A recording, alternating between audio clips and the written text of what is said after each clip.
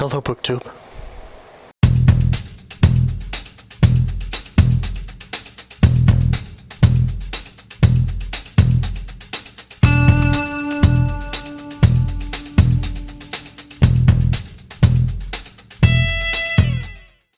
Welcome to Strip Cover Lit. I'm Adrian Fort. And I'm Dalton Gentry. And we're here with a very special tag, an original of ours. Original tag.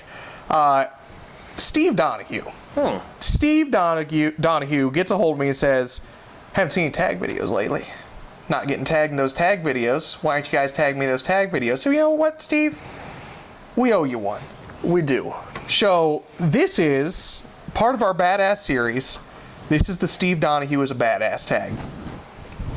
Small thing, but we think you enjoy it. So, the first question. Hello, BookTube. What is the one work of literature, poem, short story, novel, anything, that first opened your eyes to the world of art? We did a review on this one. Yeah. I was really excited about it. Flowers for Algernon, Daniel Keyes. This is one of the first, I guess you could consider classic novels that I read freshman year of high school, and I fell in love with this one. Did this piece competitively in a performance. State of Missouri said I was the best at it. This is my baby. So that is my introduction to the world of art and literature. Since we're going with Steve Donoghue, do you have a bit of a story about being named the best at that?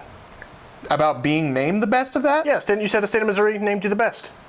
I don't have a story. You don't have a story about it? I did high school What did you forensics, perform? National Forensic League. Are you familiar? Mm-hmm. I did a piece from Flowers for Algernon and took state with it. What piece? I did Flowers for Algernon. You said a piece from it. It wasn't. Yeah, it's a prose reading. You take a cutting and you do it. So I went from the beginning to the middle to the end through the transitions of it. Okay. So Okay. I wasn't prepared for a real florid story there, but you're welcome. Mine, I went with a bit of a different answer. I considered myself an artist my whole life, but it was not until I went off to college and started studying the trench poets that I really, really understood the barbs that can be put into art. Okay. Which ended up being the type of writer that I consider myself. I like to put barbs in there that if you're not watching, they'll stab you. Okay. Right? So the trench poets were very, very skilled at that. And doing it in a manner that you might not recognize it if you're not looking. Question 2. Comatose Puppy.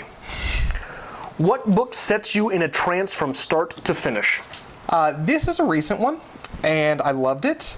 And it's one of those ones you start reading it, and it's all I talked about for weeks when I came down here. Hemingway, A Movable Feast. Okay. Because Hemingway can put you in a trance no matter what it is, and A Movable Feast just really clicked with me, and I loved every bit of it. They even have a picture of Gertrude Stein in there, which makes it all the better. So, your move. I tried to get away from this because I catch hell for it every time, and I use this book every time. But Fight Club with Tyler Durden here is the book that I've read the most, and once I started, I will not put it down. One of the tips for Hot and Sticky was, keep that palette of novels around you that you want to draw from. I had to get rid of Fight Club. I no longer have Fight Club on my desk because when I start reading it, I'm not writing anymore. Exactly. And I will not do it. Finish it. So, I had to get rid of it because it puts me in a trance. Fun fact here, most people set like a reading list for the year, and 50 seems to be the average goal. Steve has actually read 50 books in the time it's taken to get to this point in the video. Yes. It's just insane. Yeah.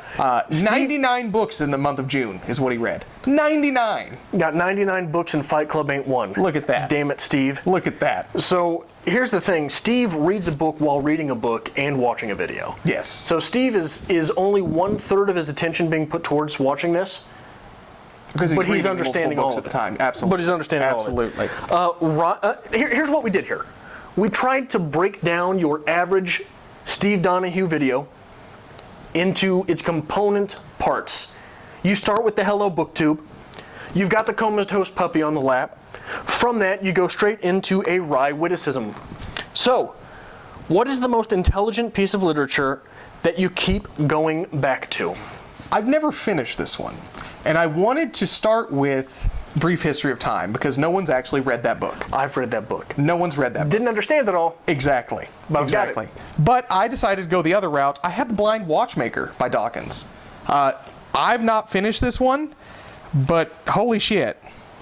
Have you read through it? I have not read that one. I have read snippets from Dawkins. Dawkins hurts me when I try to read him. But just wonderful, incredibly intelligent.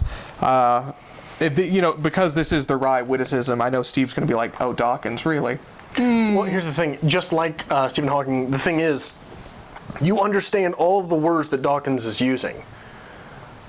But so many cranks in your head are turning at the same time that one of them slips and you fall asleep. There's a lot going on. A lot. For me, this is Shakespeare's sonnets. Okay. I read through the entire sonnets last summer, which was my first time making it all the way through the journey.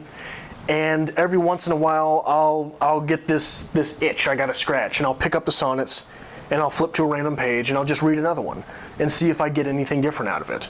So it's something that you can keep going back to, and it's never exhausted. Constantly changing. Yes. Absolutely. Another fun fact for you. Did you know when Steve reviews history books, he's allowed to change the facts to better suit his needs? Do you know why? Why is that? Because Steve wrote history. Steve did write history. History revolves around Steve. Because Steve Donoghue was a badass. Yes. Your move, sir. So from the wry witticism, innocentish innuendo. What is the funniest piece of literature you have ever read? I'm probably going to catch flack for this one, and I'm ashamed for having it. Dalton. But I purchased this book on a whim, and I laughed so inappropriately hard many times I had to put the book down. But I have Fratire, as they call it. I hope they serve beer in hell, Tucker Max. Dare I say not literature at all, but oh my. Here's the funniest part of this. You pulled that book up and Steve has not read it. Yes. Now he has. This is amazing, actually. Before you finished your quip, he read the book. I agree. And has a full review on it. For me, I tried to stick with the theme of Steve Donoghue. So this is maybe not the funniest book I've ever read, but I think that, A, we're going to promote ourselves a little bit in the Steve Donoghue fashion. We've done a review on this book, and it's also very funny, and it's also funny in a Steve way. Animal Farm by George Orwell, right? There's levels of things in here, and there's always something to laugh at, but like we said earlier, it's very barbed. It's barbed in its presentation, and it's barbed in the things that you can make connections to that are not directly represented in the text. True. Right? Did you know that when Steve started requesting books from publishers, he single-handedly saved the United States Postal System? Really? He did. He did. All that money. Now he's got them all employed. Yes, he does. And they just bring books to his house, except on holidays. You should see that man drop a video on holidays. He's pissed. Anyway, your move. So the ultimate in the Steve Donoghue video is the shit-eating grin. He's got a good smile. He's got a shit-eating grin. I love it. He said something inappropriate and he knows you don't get it yet. No, usually it's like, especially if you watch his This Week in BookTube, which is a genius idea. Anytime he mentions us, he'll say, oh, they did this. But, smile, shit-eating grin. They pronounced everything wrong. Yes. They with didn't a really see the Midwestern points. accent. Yeah. You should hear us read Nabokov. Yeah. Is that a Midwestern thing? Anyway. Lovely dullards in the Midwest. So, shit-eating grin. What is the snarkiest piece of literature from which you love every word? I brought with us The Portable Atheist. The Portable Atheist. I don't know where I want to go with this. I know this is essential readings for the non-believer selected with and introductions by Hitchens. I chose this because there is a lovely piece by Penn Jillette, and you do not get more snarky than Penn Jillette writing about religion. I think that you can, and it's Christopher Hitchens writing about religion, right? Okay. So, with my answer, I think anyone who's spent any amount of time on this channel knows that I have a special place in my heart for Letters to a Young Contrarian. Mm-hmm. Could very easily be the answer, but I've used it, and I've used it, and I've used it. So I went with God Is Not Great by Christopher Hitchens, which I don't think that there is any better tribute to a person, to an intellectual, to a shit-eating grin, than when you can say that both of us, on our own, came up with 3 Christopher Hitchens books to describe the thing, right? So, finally, grand finale question. Grand finale, the close-up. You're casting Steve Donoghue's biopic. Who plays Steve? I had a lot of things running with this. I wanted to give Steve my favorite actor, which is Anthony Hopkins. I think he could do it well. However, Steve has a passion for Lord of the Rings. Hold on. Hello, BookTube. Steve has a passion for Lord of the Rings. He's really excited because this September we are going to read The Fellowship of the Ring, and I think Steve's going to read along with us, maybe drop some videos, and it's going to be great. It's going to be awesome. Steve is Ian McKellen. Steve is my Gandalf. Okay. Because Steve is going to guide us on the journey through Lord of the Rings. All right. So I think when you're doing this, you're looking for the precipice, the pinnacle. You're looking for the pinnacle of handsome and intelligent. Okay. Right? You're looking to cast something that is that precarious precipice which borders the uncanny valley of just too damn appealing. Right? Brad Pitt, very handsome, not intelligent enough. Okay. Edward Norton comes across very intelligent. I hope you're not going where I think you're going. Not extremely handsome, right? So, call me Mr. Spielberg. I'm ready for my close-up. I knew it was coming. You knew it was coming? I knew it was coming. I'm like, as soon as you say incredibly intelligent and handsome, like, he's going to say himself. He's going to do it. All right, so it's a tag. We've got to tag people. Yes. Now, it's only fair, Monse, since you had your own strip cover lit tag, that you perform this strip cover lit tag for another booktuber. Absolutely. We just gave up on the idea of tags together. We're like, no, we're just going to do tags based on people now. Yeah. Absolutely. Erica, the Perks of Books. I know you have some interaction with Steve. Everybody loves Steve. Everybody loves Steve. Everybody loves Steve, but make sure you give Steve a shout out with this one and do this video as well. Amy from the Dusty Bookshelf. I'm pretty sure that you are a Steve minion. You are a little chunk of the Stevie. So I think that it would be incredibly profitable for us to be able to watch you do this tag. Anybody else off the top of your head that you really want to throw out here? Everyone. Everyone does the Steve tag. Everyone pay your dues.